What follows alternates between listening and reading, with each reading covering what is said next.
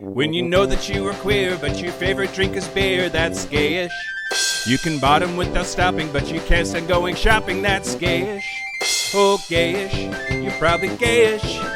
Well, life's just too short for narrow stereotypes, so it's gayish. We're also gayish.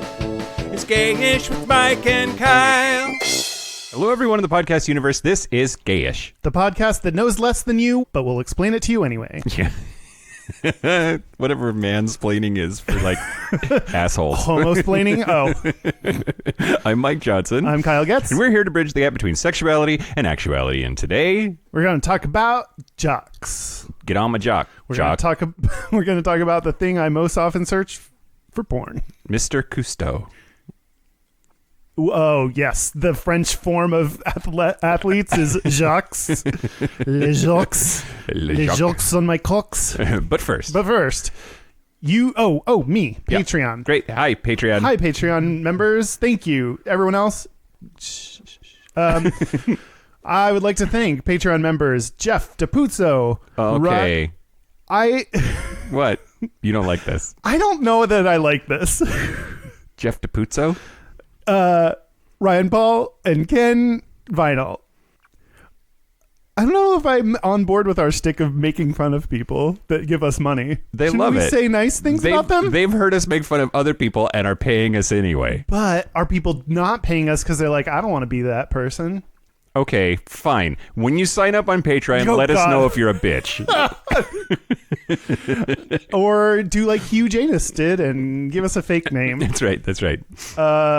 Thank you to everyone who signs up as a Patreon member. You get free bonus episodes and content, and we appreciate you. And we may or may not make fun of your name, I suppose. Okay. What do you have? Great. I have corrections. Okay. Are you ready? I'm ready. Do you want the uncomfortable one or the comfortable one first? Do we have to do the uncomfortable one? Yes, we do. Okay. We're going to start with that one then, so then it gets less it's easier. Uncomfortable. It gets better. Yeah, okay. It gets better. This segment gets better. Okay, so I'm going to read a very negative review. Oh, fuck me. Okay. And then I'm going to respond to it. Are you ready? Yeah, why are you doing this, though? The title, terrible. 0 stars. It's a 1-star rating. It says, called Freddie Mercury's birth name a terrorist. So much babbling and stupid giggling. So awful. Choose another podcast. Okay, this is the second time that I've seen somebody say that I called Freddie Mercury's birth name a terrorist. That means you didn't fucking listen to the goddamn show. You just flipped out and started typing. I don't remember what you said. His birth name is Farouk Bulsara, and I said, no wonder he changed it. And then I went on a lengthy description of how fucking stupid Americans are and how they would think that name sounded like a terrorist and that doesn't market well, that he had to change his name for marketing. Mm-hmm. I completely stand by that. That is not what I said, and if it's what you think I said, you're a fucking idiot. Boom. Shakalaka. It just pisses me off. Like, I'm fine with being wrong. Have been many, many times. Like the thing we're going to talk about next in corrections. And I welcome that. Yeah. But don't fucking say I said something I didn't fucking say, you assholes. I mean, I think our podcast is very easy to listen to either quickly or once and assume bad intent and assume that, like, the way we make jokes or that if you don't like us babbling, like that's fine. Don't listen to this podcast. Like there's some things about reviews that it's like, yeah, you probably shouldn't listen to us. Yeah. We are not the ones for you. Yeah. But yeah, that is frustrating when some of like the nuances, like you say, there's some words you say or some things you say that doesn't matter what you say after that. People just hear this one thing. Yeah. And it's like, it's been a proven fact that like if you put a name on your resume that is not a white sounding name, you're less likely to get hired. Like it's So I hear what you're saying. Yep. So also, did you know that Freddie Mercury is a terrorist? He gave everyone AIDS. And, great. Now we've justified that shitty review. Yeah. Cool. Okay, great. I will say, like, if you are as indignant as I am about this shitbird and their fucking stupid ideas about this show, go write us a review that is the opposite of that, please. Definitely have never called anyone a terrorist. Love it. Cool. Thanks. Reviews help us out. Yeah. We can use better ones than that one, which is the last one that we got, I think. So, like, there was one that was like 1 star and it was just like gay. Yeah. It was like, well, you're right and you're wrong, you know? Okay, next correction. Sure. So Matthew Shepard, the reason that I was confused, he is getting a plaque at the Washington National Cathedral, but he was buried there last year. So he was already buried there. There was just no public visible commemoration of that fact. The plaque rectifies that. So interesting. last week when I was talking about the whole thing, like we talked about interment and burial and what's the difference, and I was very confused. He has already been buried there, was buried in 2018 there. Wait. That's so weird that they would bury him and not put anything that is broadly publicly visible. That seems so weird that that was even a thing to begin with. Yep. He's such a big figure, and especially in the LGBTQ community that, well, which arguably no one gives a shit about our community, but like, that's just so odd. So, yeah. But now there's a plaque. So now you can go and commemorate the fact that you are where he is. I don't know. Yeah. I find graves weird. Yeah. Like they're clearly for the living. Yeah. But there's all this weird, like, ritualized mystique about it for the dead people. It's bizarre. It's one of those things, like, I don't like have any religious beliefs or like, you know, certain things like, I don't know, when I die, I think like donate me to science or sex or I don't know, whatever you want to do with me is cool. When I die, put me in a protein shake and have some bro drink me. Oh God, I've wanted to be inside a bro for so long. Might as well make it a permanent thing. Oh, great. That's correction. Thanks for all your 1-star reviews. Maybe we shouldn't argue with those. Okay. You want to do some news? Yeah. Or do you have anything before the news? No, we can do the news. Okay, it's time for news. I came up with a news theme song. It goes, news, news, news, news, news, news, news, news. Do you like it? It's brilliant. Thank you. I love it. I have a couple notes. I had like 17 notes. They were all different. They weren't, actually. It was okay, great. I'm back. I'm back. Okay, I'm back. We're back. I have 2 celebrity items this week, which I don't usually do, but like, here we go. I'm going to start with the one that's not a celebrity news item, though, first, so that we can be cheered up by the other 2. Okay, good. Here we go. So, this was all over our Facebook group, so it's not going to be news to you, but I want people to know. The week before Thanksgiving, a substitute teacher asked a class in Utah, a 5th grade class, "What are you thankful for this year?" A boy responded, "I'm thankful that I'm finally going to be adopted by my 2 dads." Cute. Students later said the substitute snapped, "Why on earth would you be happy about that?" And lectured the 30 kids on her own views, how homosexuality is wrong, 2 men living together is a sin. She looked at the boy and told him that's nothing to be thankful for. And 3 girls intervened and asked her to stop multiple times.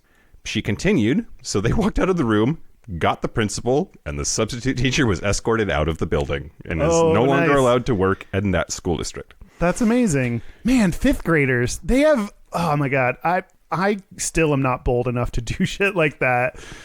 These kids these days, they're better than all of us. I agree. In Salt Lake City, no doubt. So this was all in the Salt Lake Tribune. And as the substitute was escorted out of the building, she was still arguing, trying to make her point. Sure. Oh, God. Because why not? The incident occurred at Deerfield Elementary School in Cedar Hills, which sits in the northern part of Utah County. Van Amstel and his husband Josh said administrators called them immediately after it happened. At first, their son, who's 11 years old, didn't want to talk about it and didn't want to get the substitute teacher in trouble. But the school pieced the story together from multiple student accounts, and the incident is now under investigation. That's so nice that other students are stepping up because, like, yeah, you as the kind of target of that or the person involved, like, that's got to be really shitty and hard to, like, make that decision. And it's just really cool that other people can kind of take that burden off of that one student to be the complainer. And yeah. Well, and I was looking at audience data earlier today because we had our business meeting, and we have a larger set of people under 17 years old listening to our podcast than we might think. Oh. And so where are your parents? And but separately, and how did we pass the privacy, the parent filter? Yep, exactly. But like, because we know that you're out there, kids. Sometimes adults are idiots. Oh my God! It's well, okay to these say days, so. find the adult that is not an idiot, and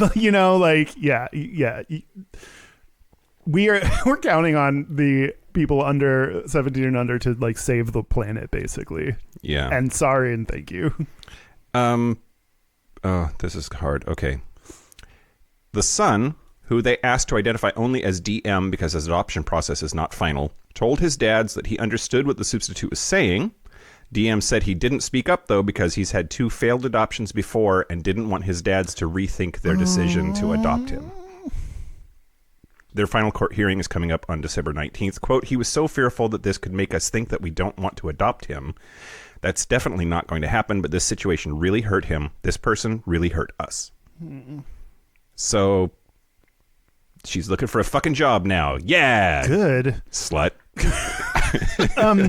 And like religion, supposedly separation of church and state, but there's so many cases where that's not true. And in this one, like calling it a sin, like the basis of what you're now lecturing kids is based on the Bible, which is not what you should be doing in school. In Utah, the symbol, you know how like in Washington state, the symbol for a state highway is George Washington's head with the number written across it. Yeah. In Utah, their symbol is a beehive with the highway number written on it.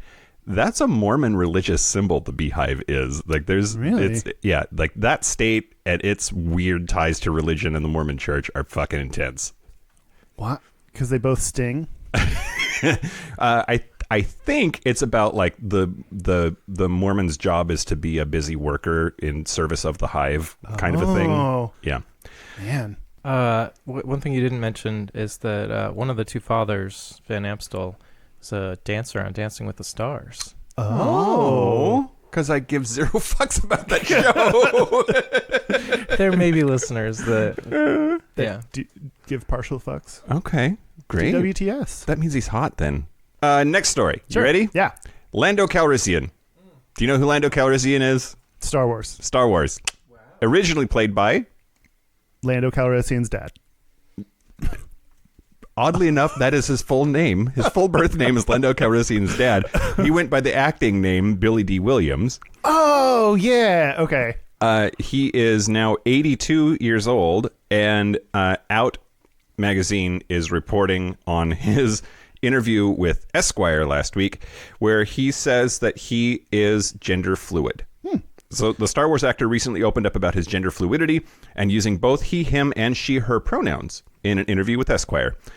Quote, I say himself and herself because I also see myself as feminine as well as masculine, he said. I'm a very soft person. I'm not afraid to show that side of myself. And I don't know if you remember, like Donald Glover played Lando Calrissian in the newer movies, like Solo. And is that the only one that he's been in so far? He's been in 2, I think. He was in Magic Mike XXL. Where does that take place in the Star Wars timeline? It's surprisingly very late. Yeah. Before Leia, after I don't know any other reference. You know, it's true. At the beginning of Magic Mike XXL, it definitely said, like, in a not very long time ago in a galaxy that is right here. In a galaxy current to you and us. But Donald Glover said that he tried to play Lando with a certain amount of fluidity in terms of both gender and sexuality. Before he knew? Before he knew. And they asked Billy D what he thought about that. And he said, really, that kid is brilliant. Just look at those videos referencing the This Is America video, which if you haven't seen that, fucking get with the times. His entire career so far is incredible. I loved him back when I knew he was on 30 Rock. He plays a gay kid on 30 Rock, like, for a split second. That's cool. Yeah, like, had two words. They were, who told? Great. I don't know much about Billy D. Williams. Is that his name? Yeah. William Bartholomew. Billy D. Williams. Yeah. William Bartholomew Williams. Mm-hmm. But in my head, I hear Hey everybody, I'm Billy D. Williams. Like, why do I think that? Does he sound like that, or has someone said that? Like, He doesn't not sound like that. okay, well, thanks. The most negative way you can give me a compliment. So cool. No, I mean, he definitely has like a sort of sultry, real smooth and cool voice that he employs regularly in that role, especially. Okay. Okay, great. Well, cool. Welcome. Welcome. Last but not least, Spell welcome. you know how it's spelled. Oh. 2 L's and a U. So, country legend Dolly Parton this week. She's getting all kinds of. She's doing so she's got those shows now on Netflix, right? And she has her podcast. And a podcast. Like she and her tits are doing amazing things. And I'm here for it. Anyway, so she in an interview with New Now Next, she said, quote, I had a song I'd written years ago called Just a Wee Bit Gay. That's a dance song and it's very uplifting and fun. And of course, the gay universe is shitting their pants, demanding that she record and release this song. So there could, in the not too distant future, be a Dolly Parton dance hit called Just a Wee Bit Gay. And I fucking love it. That's amazing. Yeah. I mean, it seems like it'd be very on brand for her. She's another person that I feel like people would use the dumb line of I need to revoke your gay card because I don't know that much about her. Like, I'm like not too, I have not watched anything on Netflix or heard her podcast that everyone's like super into. And it's just not what I'm going to do. But like, she's a gay icon because she's a strong, independent woman who is just garish and fucking out there in the way that she presents herself and it gives like no fucks and is still successful anyway. Yeah. I think she was in, what's that Sandra Bullock movie where she Miss Congeniality 2? Was she? Yeah. My scope of understanding of Dolly Parton's work is not totally representative of her. She was on one of the late night shows last week because, like you said, she's making the rounds. But she changed the lyrics to Jolene to drag queen. It was pretty great. If you can find a clip, you should play it here. Okay. This is for my gay crowd. Drag queen, drag queen, drag queen, drag queen. Please don't take him just because you can. Okay, thank you. Oh my gosh, thank you so much. Yeah, one of my favorite Dolly quotes of all time is her saying, "It takes a lot of money to look this cheap." That's it. That's the news. Whew, news. Cool. News. No, it went news, newsy news. I'm working on it. So do you want to talk about Jocks? Let's talk about Jocks. Jocks. I don't necessarily like that, whatever you're doing. Pac-Man eating jock straps, I guess. I don't know. A cherry could stay in there as one of the things he eats. A peach. No, we're not talking about jock straps, or at least we aren't. We're talking about the buff guys that made fun of you, but you also want to be inside you for some reason. Your theory about being into those who have been mean to you is really interesting to me. I think that like there are all these fantasies around, like, you know, in porn there's like straight guys, or there's like fraternity X. There's like jocks. There's like all these things that like I think there's a fantasy element that stems from they made fun of me or I never belonged, but they're secretly gay, and that's like hot for me, and I think not just for me because those are big prominent categories on porn sites. So yeah, there's something there that like we are into things that hurt us or like people that bully us or secretly. I don't know what exactly what it says, but So are you into cops? Who are there? People that are not into cops? I mean, I don't think I'm into cops. Like, I don't have, like, handcuff me, please, fantasies. But, oh, wait, no, I do. Never mind. Did you just become into cops? Well, I know that I immediately remembered the hot cop from Sense8 that just came out. But handcuff me, please. But for me, there's always this, like, I'm pretty sure that I'd be into him out of the uniform. Oh, like, it's not like course. the uniform is the appeal, but I know for a lot of people it is the appeal. Like there's any kind of uniform to me is like really attractive. Yeah. That's not what we're talking about. No. We're talking about athletes. We're going to have former semi-pro, out retired hockey player Brock McGillis on Yeah, the well, you show. just said a lot of stuff. Yeah, he was the first openly gay professional hockey player. He came out after he retired from hockey, and he's now an advocate for inclusion in LGBT people in sports. I'm going to try real hard not to make too many Canadian jokes because he's Canadian. Yeah. I mean, if you can't, More listener data. We're not that big in Canada, so it's Oh, great. fine. Okay. Well, and I also think if you can't make fun of them to their face, that you shouldn't make fun of it behind. Like, you can't say shit about Canadians behind their back and not say it to their face. That's true, but if he's a hockey player, isn't he like prone to like violence? Let's find out. That's a stereotype that rip you his just. helmet off and punch me. Ooh, that's donkey punch me. That's a stereotype. We'll find out more from him on that. But I remember the first guy that I can really remember, like I was super into, was I did cross country when I was in 7th grade, Oh God. 8th grade. It was horrible. It Yeah. was so ugh. And there's one guy, Cameron. Mm-hmm. Mm-hmm. Oh, Cameron. Mm-hmm. And I was like really into him, and I'd think about him all the time. Mm-hmm. But then, like, yeah, I think there's like that jock part of it is like he was like very attractive, but also like in cross country team with us, he's really like friendly to me. So he had good was- stamina. He could fuck you real good for a long time. Boy, he did in my dreams.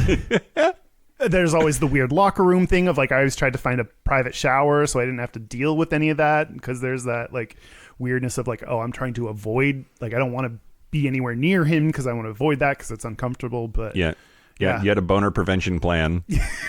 the old BPP. Yeah, and then like after that, I just in high school was a band geek, so like I didn't just kind of like separated out from the jocks and was never, or in my school was big enough that like you just kind of became whatever part of whatever group you were in, and there wasn't too much like infighting or whatever. But How did Cameron turn out? Where is he now? Oh boy, I Any don't ideas? know. No? I'm sure I've looked him up just to see his like, but not read anything about him. Just looked at his profile pictures. Yeah. What about you? What's your relationship with jocks? Were you one? Were you friends was with any? Definitely not one. What were you in high school? What was your category? Band drama dork. But I also, like, we've kind of talked about this a little bit. My high school was so small, we didn't really have cliques. We thought we did, but we really didn't. It was like my class was only 60 some odd people. My whole high school was under 300 people. That's My like class was 750 people. Yeah, exactly. So that's like large enough that there's critical mass to Yeah. create these groups and subgroups within those groups just by virtue of the number of people. We didn't really have that. Like we had people who played sports. We had people who were in band and drama. End of list, right? Like it, and even those two groups still hung out and interacted and had like it isn't nearly the like cliquey trope that you see in movies or that exists like I guess in real life at other schools. Is that it? Yeah. Yeah. So we're going to take a break, and when we get back, we will have Brock McGillicuddy. Brock the Jock. Brock the Jock. Oh God. Canadian hooker player on the show. Were you trying to say hot and hockey at the same time? No. I just was trying to say hockey. There's no other thing there. So yeah. Do you want to take a Yeah, should we take a break? Yeah, let's take a break. Let's take a break. Hockey break. Break. Puck me. This is the part where Mike and Kyle take a break. So are we back? We're back. We're back. We are here with Brock McGillis. Hey Brock, thanks for being on. Hey, thanks for having me. You are talking to two not super sporty guys. So yeah. What do you mean? We did an episode about hockey, and it was a disaster. Like, just trying to even just fumble our way through what the rules are, we were pretty terrible at. Well, you're in Seattle, right? yes. Seattle? Yeah. Yeah, Seattle. you have a team now. We do. It's exciting. It's coming. It's coming next year or something. Oh, Yeah. we're very Yay, excited, sports. clearly. Yay, sports. But no, so it'll be exciting to talk to someone who actually knows about sports, and especially LGBT people in sports. So you're the first professional hockey player to come out. Yeah. What is your accomplishment? Like, I've seen it written a couple of different ways. Like, how do you say it? I just say first openly gay male professional hockey player. Okay, I think I that's don't what we know. It's said. fucking weird. Why? What makes it weird It's to you? just weird. I don't know. It just sounds so like entitled or bougie or some bullshit. I don't know. It's just I'm just a gay guy who played hockey, and I came out, and it just so happens that nobody did it before me. I mean, somebody's got to be first, right? It's okay to lean into that. Whether you want to admit it or not, it takes some bravery, I'm sure, and we'll get into that whole saga. Yeah, no, I mean, ultimately, it's pretty cool, and it's a neat, I was at a film festival yesterday, and somebody said to me after, it's like, you basically have a Guinness World Record. And I'm like, all right. Is there a gay Guinness World Record? Because there should be, if there isn't. I don't know. Let's create it. Hey, I came up with a new thing. We're going to create this. Perfect. It'll be like the Gayness World Record? Nope, that sounds too dirty. Never mind. Something better than that. Yeah, that'll be like the longest gangbang in history or something. I am willing to Most take on the dicks challenge. at one time. Most dicks at one time. Who can take the most dick? Dan might be up there in the he might be in the running for most dicks, but we haven't been At one time? in a row. Dan, you. well, let's really iron this out afterwards. See, Dan is invisible to me, so I can see you two staring at Dan, but I don't know Dan's face right now. We can try. He's only blushing a little bit. Oh, good for you, Dan.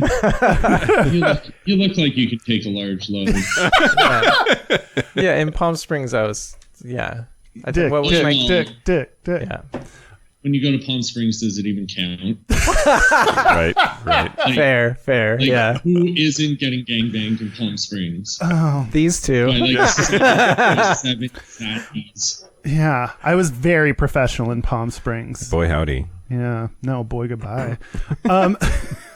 Okay, so let's back up a little bit to me, it's so interesting how just sports overall feels like it's so behind the times of where the rest of the world is in, or at least the US and North America is in terms of LGBT rights. So I want to back up. You've talked about kind of your family being supportive of you, but also that kind of contrasting with the environment of sports. It's funny that you find this interesting because I find hearing about Dan's gangbangs in Palm Springs way more interesting. Okay, how many gangbangs have you been in?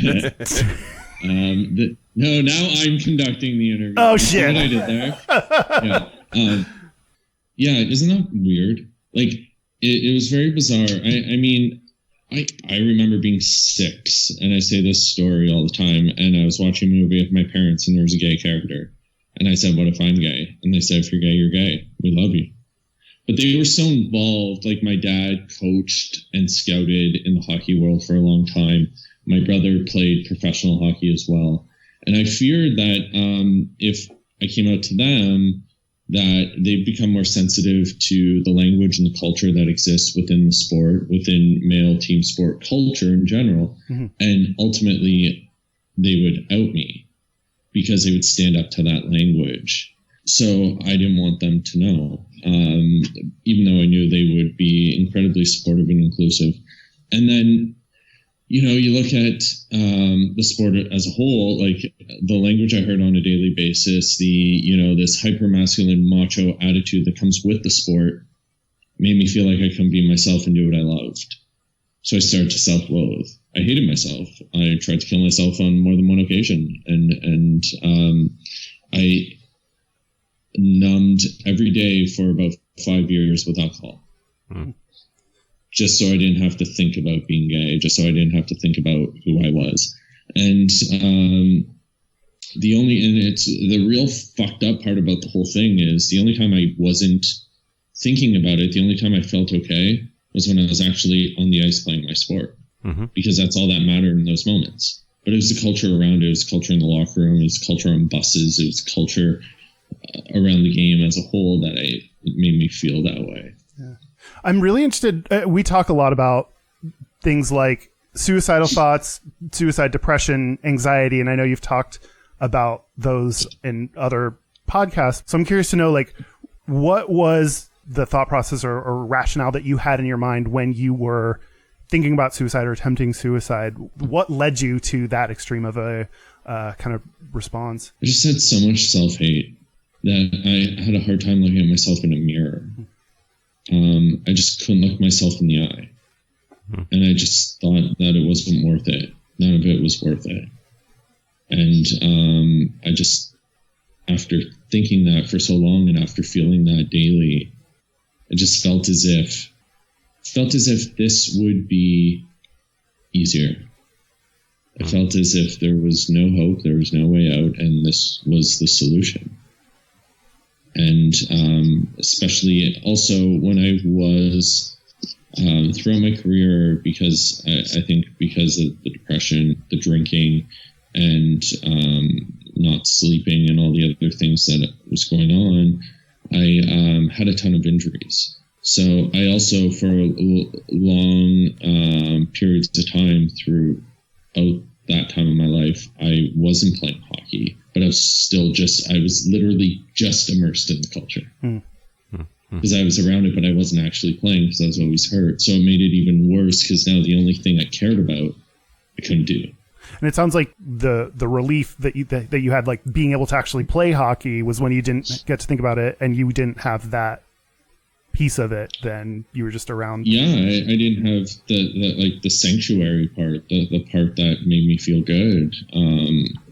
So, and then with some of the injuries, one of them I ended up so ill. Like I've had mono 3 times in my life. Wow. Like that doesn't happen. But I was just so messed up and stressed and abusing alcohol and stuff that I made myself sick, and then lost 30 pounds, and then came back and got my hand skated over in a game, and then I was on Percocets and drinking and not thinking rationally and wanted to end it. And those kind of things kept coming up over and over. There was a vicious cycle throughout my entire career. Where are you at now with like mental health issues? Here's the thing. It's interesting the way, because you phrase that the way I typically phrase it, and I think that's where we're going wrong. We say mental health issues, and we haven't gotten to a point yet in society where we actually say mental illness. And I think that's, there's still stigma there. I've had an anxiety disorder since the age of like 7 or 8. I've suffered from depression from the age of 15. I'm on medication for both. I do extensive therapy. Before I started advocating, I thought, because there's a lot of people out there that call themselves advocates and fight for things. And this could be a lot of privilege talking, and definitely is, but they haven't worked through their shit yet. And I don't think that's, a healthy way to go about it, because then you just start airing your dirty laundry and your struggles are coming out. So before I came out publicly, I really worked on myself. I was in therapy twice a week for a while, and then once a week with a different psychologist. I do exposure therapy for my anxiety, which is probably the most difficult thing I've ever done in my life. And I've taken courses on meditation. I meditate twice a day. I exercise daily, sometimes twice a day. I eat healthy, and I'm very cognizant of my mental health. The only time where really I don't self-care well is with work. I'm a workaholic. I'm quite aware of that, and but at least I'm aware of it. So if it gets too bad, I do start to tone down. So it's something I really, I just had a show come out with World of Wonder, and it's called This Is Shit with Mrs. Kasha Davis. I don't know if you're Drag Race fans. And essentially the whole premise is we all have shit that we have to deal with, and we need to deal with our shit. And you feel so much better when you do. And that's, and we think our stuff, because we're all so self-involved in society, our problems are worse than anyone else's. We don't even think about anyone else's. We just think of ours, and they're the worst problems that have ever existed. And it's, we're not that special. None of us are. So you mentioned, the episode right before this one is about anxiety. So our listeners have been hearing that for a week, give or take. I'm interested in knowing more about like what kind of anxiety you suffer from, because one of the things that we talked about is that there are lots of different kinds, right? There are lots of different anxiety disorders. I'm wondering if you could speak to yours, if you don't mind. So mine, I guess, would be categorized as a general anxiety disorder, but my fear stems around death. Okay. I'm afraid to die. I'm afraid of people in my life dying, and it comes out in, like, I have these like existential type moments where I had a summer as a child where I was afraid of blue skies. I was afraid of the world and why are we in this world, and I've had moments in my life where I felt like air was all around me and I felt claustrophobic from it, and couldn't figure it out, and had like severe panic about those types of things. I think I've gone a lot better with it. I had a flight in tonight that like literally was almost sideways as we were about to land, and I was pretty chill watching videos. So I think I have it in pretty good control, under control. I mean, it's not something that ever goes away, and there's the odd times where I will have attacks. And if I remember right, you said you started having anxiety at 7-8 years old, give or take. Yeah. So it started a little before puberty, obviously, but it was at its height. When did you start playing hockey?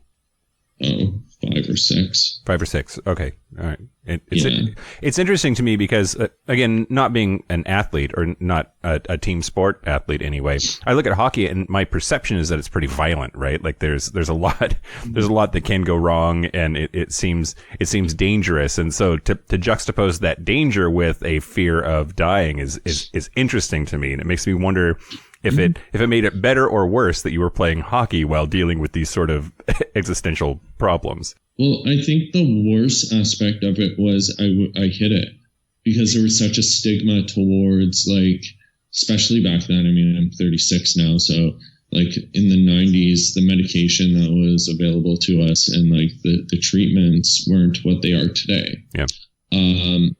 So I feared that I would be numbed out completely and I wouldn't be able to play my sport at a high level. So I hid it from. It's funny, I spoke at a mental health conference or event on Friday, and after I spoke, the person putting on the event talked about how I came out twice in my life. And really that's reality. Like, I hid this the same way I hid my sexuality, and they kind of overlapped for a long time, which probably made both worse. Yeah. It's interesting because, like, coming out in your sexuality and then coming out like with mental illness, I mean, both of those, at least for you, seem connected to not wanting to because of hockey, like worried that will impact your ability to play hockey. I'm curious just to hear, like, you clearly, have a passion and love for hockey, but also it seems like there are things that it has negatively impacted your life. So I'm curious how you feel about kind of both of those existing together. Yeah, no, it for the longest time, I resented hockey. I had a massive amount of resentment towards it after I stopped playing. I couldn't watch the game. I couldn't be involved in the sport. And it wasn't until the last 5 or so years that I started getting back into it. And even though I was still playing near the end, like, I hated it. It never made me feel like I could be me and play the game. So there was some resentment there. And there's also like it's kind of like, it's so insular, the sport is, that it's like a cult. And no, really, it's like a cult-like mentality. And because of that, I was so immersed in it, I didn't know any different. But having stepped away and evolved, and then being, becoming a minority within it, you see things from a different lens, or multiple lenses. And yeah, I appreciate the game. I think it's a wonderful game. I think the culture is a piece of shit and needs to evolve completely or be eradicated and, start over from scratch. But the game itself, I love. And I'm a sports junkie. Like, I was, as I was getting ready for this, I was watching the Raptors game. And basketball. Basketball. Thank you for. I was thinking in my head if that was hockey or not, but okay, basketball, cool. No, but I really like sports, but I also like Drag Race. So it's weird. Okay, we're talking about jocks this episode, and the stereotypical jock is, not gay, but is, I think, a lot of qualities that you have, were popular, really good at their sport. You've talked about being a womanizer, just like Britney Spears has. And so, tell me about... I did it better than she did. We'll send her a message to see if what she thinks about that. What is that like growing up as both a jock and being gay? Well, it's funny. I had this conversation with somebody yesterday, and it was like I have this weird duality to me because, I'm a gay guy that, most of my friends are gay, and I'm in, a gay bubble now, but you can see my bro come out at times, and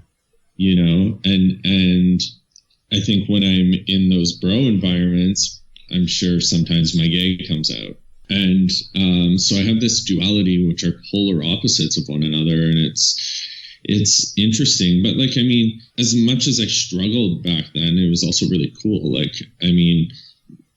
everyone's queuing to get into a club, I just walk up to the doors, and the owner lets me in and hands over a tray of shots, and I would just pick out women in the crowd that I wanted to hook up with, and then friends would go get their numbers for me.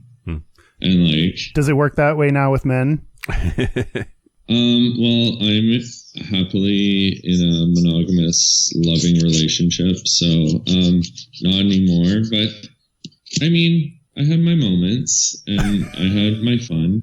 You talk about women and hooking up with women, but you don't identify as bi? No. It's funny. One hockey team, and this is really gross to say, but I was talking to a hockey team. They're like, "Well, what was it like?" I'm like, "It almost felt like it was part of the job." Okay, interesting. And I hate to say that because, I consider myself a feminist and pro women, and I'm a firm believer that as women continue to break glass ceilings, it'll create more equality for the LGBT community. Just if you look throughout time and history of how evolution of equality has happened. So it's really shitty to say, but it's reality. And I think owning it and talking about it will hopefully shift things. But no, I just thought this is what I have to do to play the sport. Thus, I'm going to do this. It was like a business transaction. Wow. And yeah, it's shitty. It is. It's horrible. But that's where I was at. That's where I was at. And I was like, I have to do this. Therefore, I will, because I want to play hockey. Is the reason you felt you had to do that is partly to be able to tell the other guys in the locker room? Is it to put on that kind of what I assume is the jock, hetero dude bro talk in the locker room? Yeah, jock culture is basically you're allowed to talk about three things: girls, sports, partying. And maybe now a little bit of gaming for younger generations, but those were really the three things that people spoke about in the locker room. And because of that, I just wanted to conform and fit in so that I wasn't alienated, judged, or exposed. Mm-hmm. And then, and it's selfish when I think about it now that I potentially led people on and for my own gain. But I didn't want to be exposed as gay and have my career ruined over that.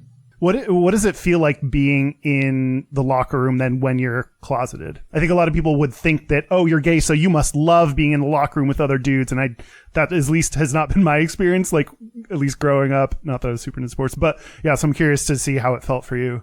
Well, here's the thing. And I get this question a lot when I go speak places.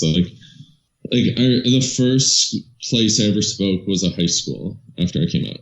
And one of the kids put his hand up, this cocky little fucker. And he put his hand up and he had this smirk on his face, and I knew something shitty was coming. There's like 1,500, 2,000 people there, like it was a big school. And he says, "What about in the locker room, in the showers?" I said, "What do you mean?" And he goes, "Well, is it weird for you or for them?" And I said, "Do you play hockey?" And I knew he did, because I can pick a hockey player out of a crowd. Like, they all dress the same, talk the same, walk the same. So I said, "Do you play hockey?" He said, "Yeah." I said, "Well, I don't know about you, but every team I've been on, they always use an analogy like we're a family or brothers or something along those lines." I said, "Do you agree?" He goes, "Yeah." I said, "Well, do you check your sister out in the shower?"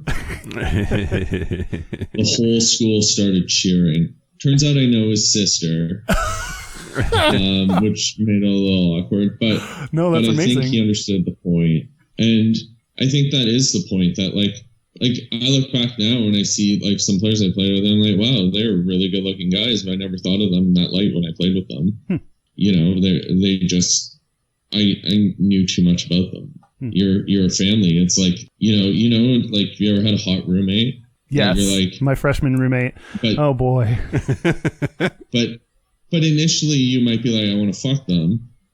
And then as you get to know them and know them and maybe like, especially when if they're like douche bro guy, then you're like, For me, when the more broy they Maybe seem, not. the more I'm into them. yeah, based off your facial expressions right now, I'm saying you're still into your Yeah. roommate. Yeah. He never became not hot. Now, I totally identify with what you're saying, Brock. Like, I was in a fraternity in college and surrounded by all of these dudes all the time, and a lot of them are objectively attractive and were then as well, but not into them, right? Like, they like once you reach this certain level of intimacy, they just like there's no way you could possibly want to go there. I don't get it. Yeah, no, I don't know. I just know too much about them. When you see the shit they do, you're like, you're a fucking meathead. Yeah. It was just too much. I mean, not for you, clearly. You have rose-colored glasses on for any douchey hot guy. Yeah. Probably any douchey hot straight guy. Yeah, that helps. I mean, if you're wearing a backwards baseball hat, if you have a t-shirt that cuts so much that you... Oh, yeah. Hold on, I need some water. For the listeners, Brock just turned his head backwards. Kyle got flustered. That's fine. I You're feel welcome. if you're wearing a shirt that's cut off and like your nipples are out, like if you're checking yourself out in the mirror, like all of these things are things that make me more into them. Very hot. That stuff's so hot, but I mean, like, it's only to a certain extent when you really know the person. Yeah. Yeah. And you get to see like their best and their worst and everything in between. And I want to see everything in between. We talk about, we've said this many times, straight guys are really gay. So like straight guys like do the gayest things, especially when they are like sports or frat guys, or like somehow that community like gets these gay things that make them make gay jokes. Did you see, I mean, I know you talk about the shitty parts and like homophobic comments and everything, but do you also see them acting like really gay? I've seen guys piss on each other. Do you say I've seen piss on each other? Yeah, in the shower. Wow. I never saw that. I've seen players like in a hotel room together jerking off, watching porn. I've seen players doing push-ups on top of one another, naked. Yeah, there's some really like homoerotic, and I think that's why they act. Part of the reason why they act so homophobic, or their language is so homophobic, is to compensate for their actions, which are like essentially homoerotic. Huh. So it's a compensation method. Yeah. Interesting. Like, my fraternity brothers put their balls on each other all the time. It's fucking weird. Yeah, teabagging. Teabagging. Yeah, and I've seen guys walk up to each other. If somebody's asleep on the bus, somebody else's balls are on their forehead. Yep. You dip them like a teabag. Yeah, straight guys are so gay. Which I don't They mind. are. That's fine with Yeah, me. but here's the thing, though. I think overall, like a friend of mine just finished med school where he was telling me they learn like 40 or 50% of millennials experiment with same sex. I mean, new studies are coming out all the time where, like, I don't know if it was GLAAD or the Canadian version of GLAAD came out with a study that, like, now 23% of the population identifies LGBTQ+.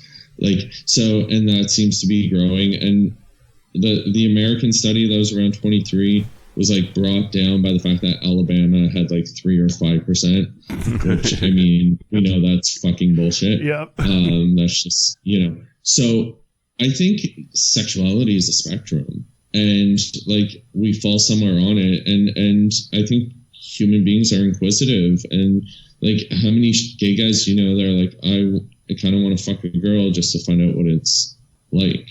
You know what I mean? And whether they go ahead and do it or not, but if you're in an environment where it's now considered a safe space to do stupid, boneheaded, goofy things that are actually semi-homoerotic, where they can sort of experiment without actually experimenting or getting the judgment that comes with it, why wouldn't they? Yeah, we've talked to gay guys who have said even now, even identifying as gay, they slept with women, and the reaction of the gay men to them is like shocked and disappointed and sad, and so yeah, I think it's odd that everyone has such strong judgments about who you sleep with. Like, gay men gotta fuck right off. Like, all the way off. No, seriously. Like we want to create these hierarchies, and we're already an oppressed group of people, and now we're gonna oppress our own. Like, shut the fuck up. Somebody wants to have sex with somebody. What's it to you? You want equality where you're allowed to have sex with whoever in the fuck you want. So what do you care if your friend or another gay person goes and has sex with a woman? Like, shut up. Just stop talking. Yeah. Yeah, 100%. End of rant. No. I mean, it's threatening, right? I think that there are a lot of gay guys. We just talked about this on the anxiety episode in our Patreon bonus segment, that they're gay guys that sort of have this existential anxiety about, like, am I really gay? And the idea that one of their gay friends can then go and hook up with a woman, that's threatening to them on this weird, like, identity kind of a level. And they don't handle it well at all. Like, then they get lippy and judgy and shun each other. And like you said, like, fuck right off. Don't do that. Like, why oppress each other? Because it doesn't really mean that. But there's definitely the reaction is there. And, it just comes from this weird insecurity. Yeah. I mean, it feels like the same people that don't support trans people. It's like, how are you not supportive of everyone within your community umbrella? How are you fighting for your own rights, but then can think that trans people don't deserve rights? Like, it's insane to me. But when you look at that, I think it's twofold. We as society want to fit everyone in boxes because it makes sense then. And gender and sexuality doesn't make sense. Society doesn't make sense. It's not as black and white as people want to make it. And we aren't one thing, you know, like you're talking about stereotypes. We're all different. We have different things that make us up as humans. Number one. Number two, I mean, those people who are judging, just ultimately what I went back to, or what I said earlier, I'm going to go back to, and about, you know, not dealing with your shit. That's triggering their stuff that they haven't yet dealt with.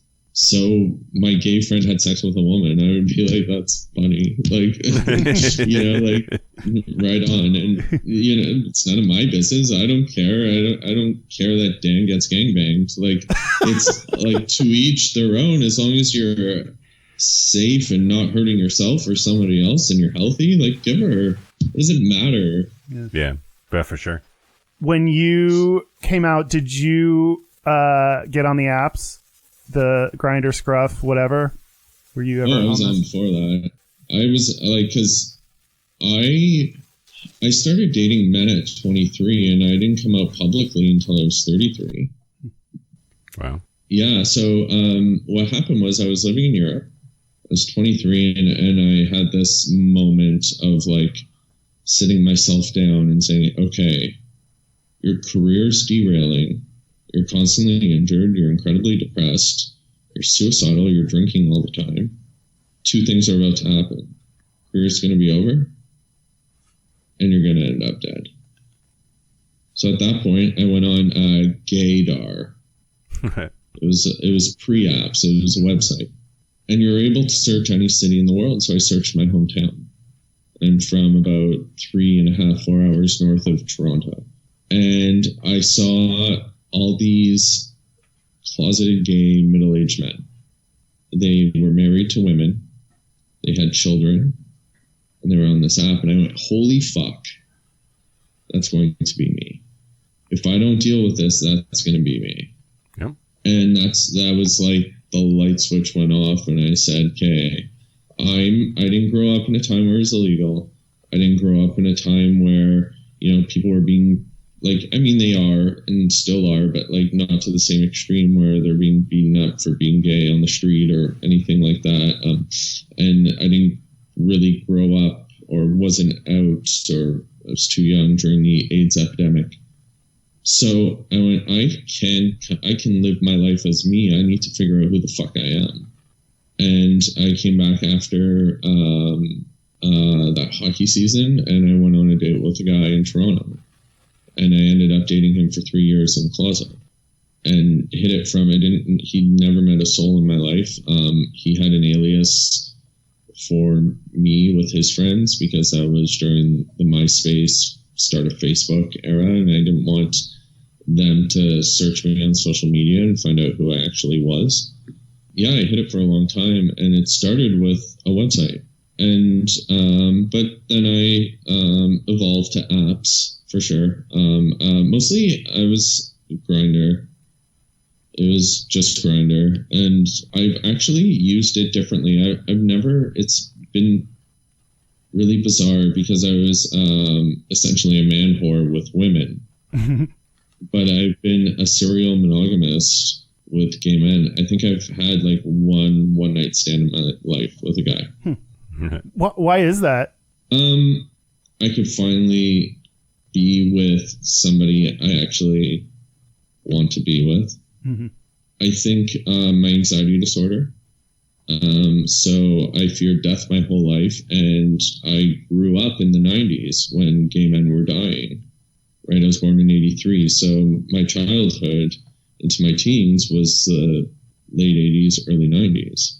Yep. So I had this perception in my mind, and I know it's false, obviously, and like,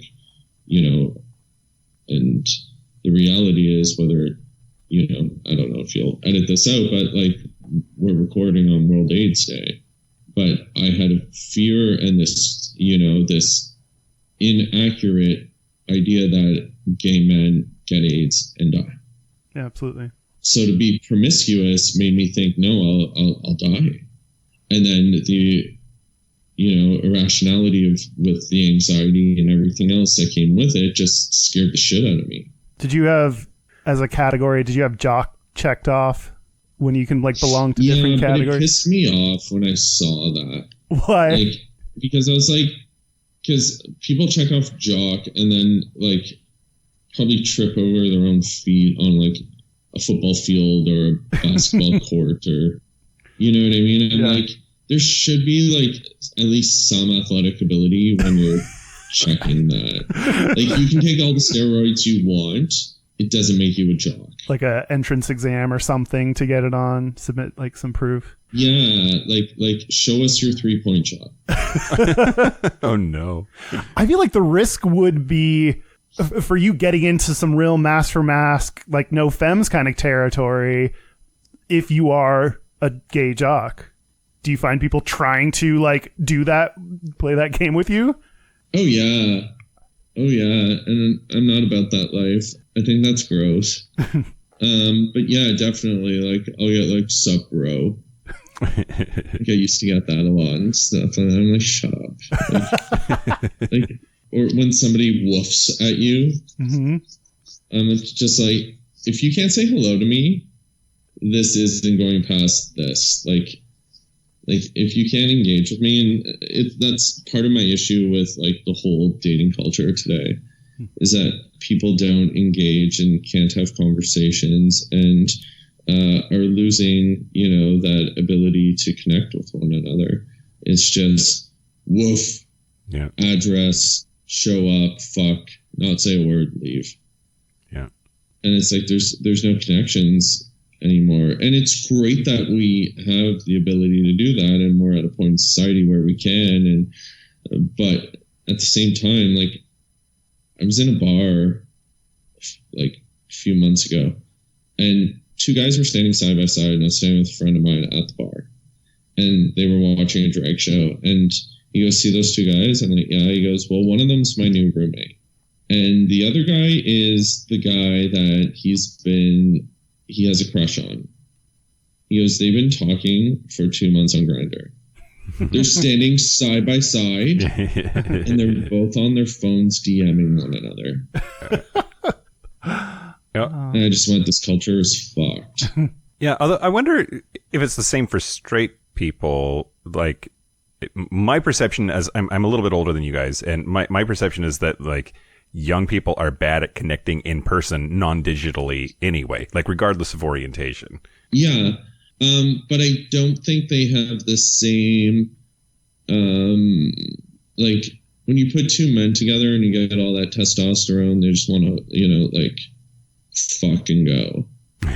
Yeah. So there's still that aspect of the courting, and whether it's done online or in person, and then you're not just going to show up and I think a lot of this also stems from the fact that the reality is, during our formative years, we don't necessarily date other men, and we haven't been taught how to date. Yeah. Because a lot of people just didn't date anyone. They just stayed in the closet until they came out, and then, or they were the only gay kid and had nobody to date, or there was one other one, so they had one option, and, until they went away to college, university, and then that's when they started hooking up. Whereas with straight people, like a guy goes over to a young woman's place, and they're teenagers, mom and dad are there. They're not just showing up, like jump in the sack and then head home. They are watching a movie. They're talking. They may have to engage with the parents a little bit. That might happen 10 times before they even get to the point, or they go to the movies in a group setting, or they do, you know what I mean? Yeah. We don't get that. So I don't think we've been taught, and maybe that's like heteronormative bullshit, but we don't necessarily have those skills. Yeah. No, for sure. For sure. There's arrested development there that, like, gay people didn't learn the lessons that straight people did at 11, 12, 13 years old, right? Like, straight people had to work for those hand jobs. They just didn't happen. Yeah. So I have a quick question for you. It's true, but at least they were getting them. At least they were getting them. That's true. That's true. The only hand jobs I got were the ones I gave to myself. I hope gay kids are getting hand jobs now. Me too. Back of the bus. Anyway. This is an inelegant segue, but I did want to ask you. So for our Patreon listeners, we just did a segment about jock straps. Jock strap, the piece of underwear. I'm curious if that is, like, as a professional athlete, is that part of your equipment at all? Some players wear them, some don't. It depends. I never wore it. I don't know. It's almost like the straight male version of tucking, I guess. Okay. Well, when you think about it, they're doing it to keep it in place, right? Yeah. Strap that shit I don't down. know, as a goalie, we have a really big jock. So it's like triple the size of a player jock. So I didn't really need something underneath it. But I've seen more jocks since I've come out as gay and been immersed in gay culture than I ever did in sport. Yeah, but that's my follow-up question. Like, how do you feel about jock straps as a gay guy? I mean, I think they're slightly misleading. Okay, how so? Well, they plump up the ass, and it creates like a larger bulge than may actually be there, and it gives the illusion of somebody who's going to the gym and doing squats when they're not. And it's like, yeah, it's cute, but I'm like, or you can, when I rip that off, what am I going to see? Mm-hmm. Mm-hmm. Yeah. That's my thing. It's like, I want to see what's underneath that. When those straps aren't holding it up, it's like, are you, like a woman with a bra. Push-up bra. That's what Kyle said before the break. Jock straps are the push-up bra of the ass. Yeah. But so there you go. And that's my point. Are the tits saggy after, or are they still perky? Is that butt still perky, or is it sagging down? I just think so much of what we do though is to try to present the most attractive version of ourselves. So I bet you could say that about a lot of different things that we do to make ourselves look better or seem better.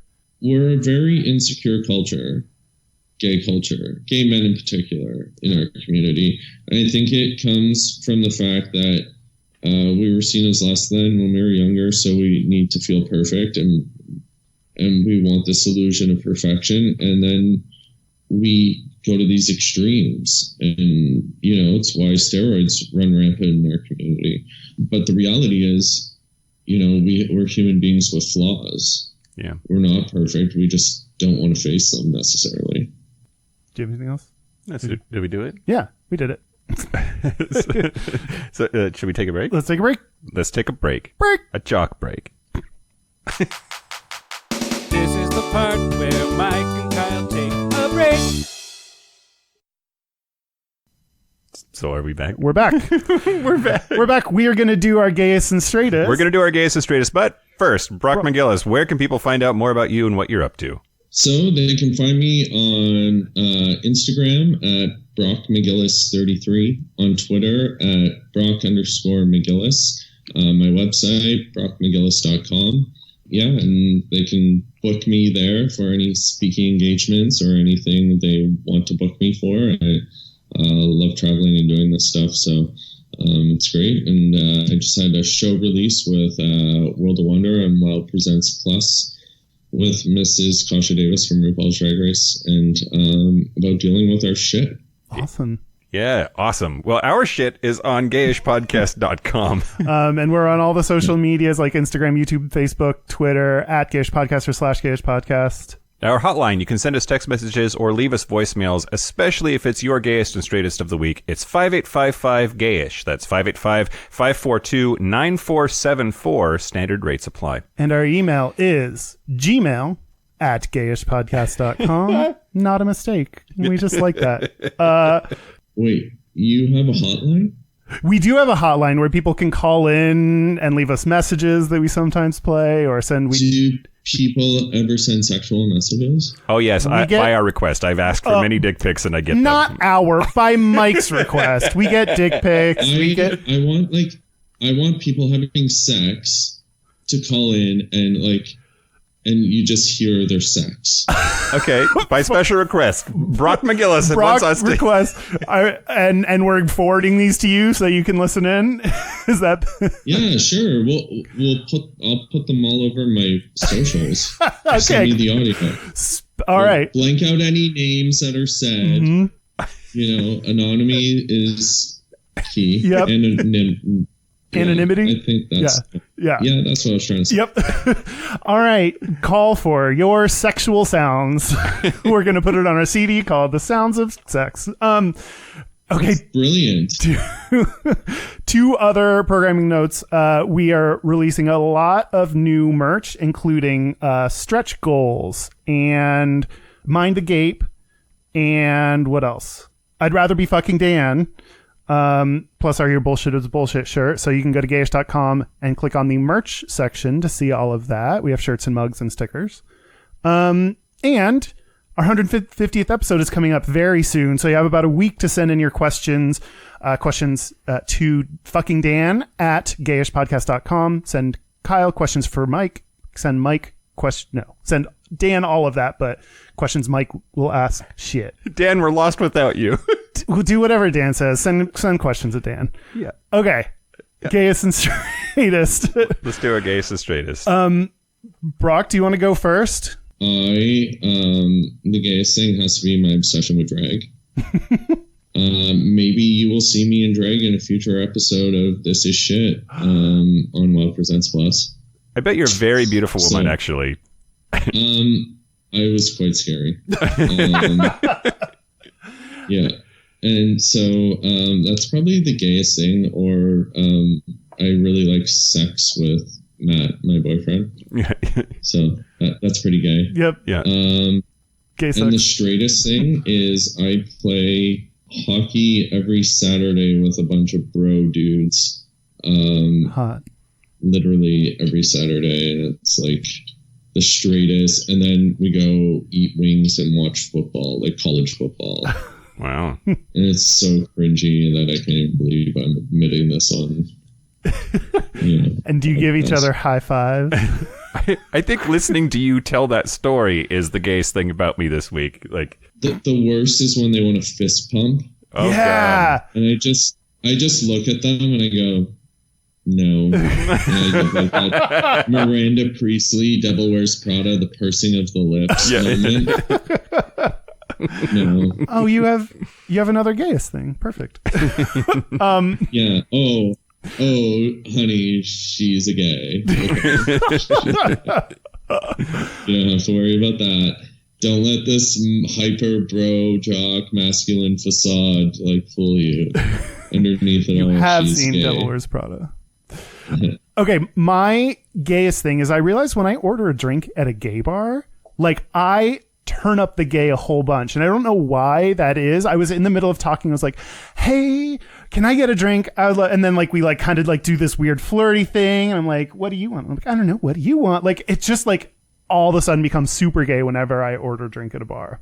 And then I'm just like getting a cider. So it's not that gay. But the straightest thing is I save all the silverware I get from my takeout like or delivery and like the plastic stuff. So then when I run out of like real forks and knives and stuff, I have my like plastic stuff. And I just see that as like single straight dude kind of thing of like, I'm living alone so I can use this plastic fork because I can't stand to do dishes. Do you know the best, like the straightest part about that was? What? You referred to plastic cutlery as silverware. Yeah, big time. Wait, what is it? Cutlery. Cutlery. I would never say that word. I don't think it's in my lexicon. Too many consonants, maybe. So no. I'm just- Let's see. So the gayest thing about me this week, I went to almost every gay bar in Seattle this weekend. I went out Wednesday night. I went out Saturday night. And between the two, and I was just hopping both nights. I went to like almost all of them. I think I missed the Eagle because it's scary, and I missed Pony, which I usually go to, but I didn't make it this weekend. Anyway, just like my punch card was full of all the gay bars this weekend. And then the straightest thing about me. So on Thanksgiving, I was just gonna do a I don't know, whatever, and then I hetero shamed myself into doing an actual like turkey and stuffing and potatoes like dinner. Yeah, you were a really good mom. That you cooked me all this nice Thanksgiving food, and you set out placemats, and it was really great. That sounds pretty gay.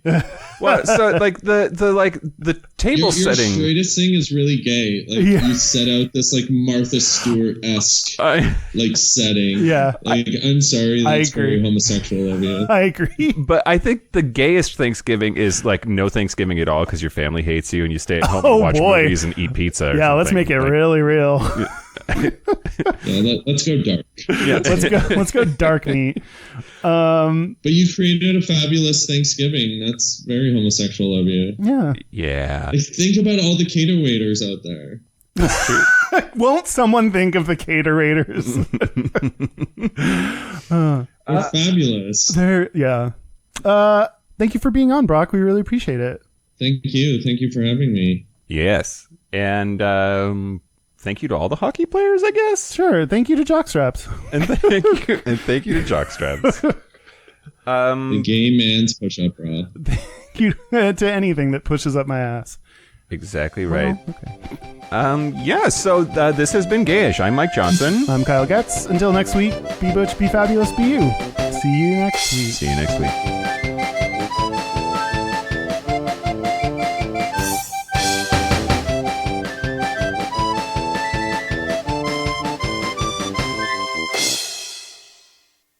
Ta-da! That's it.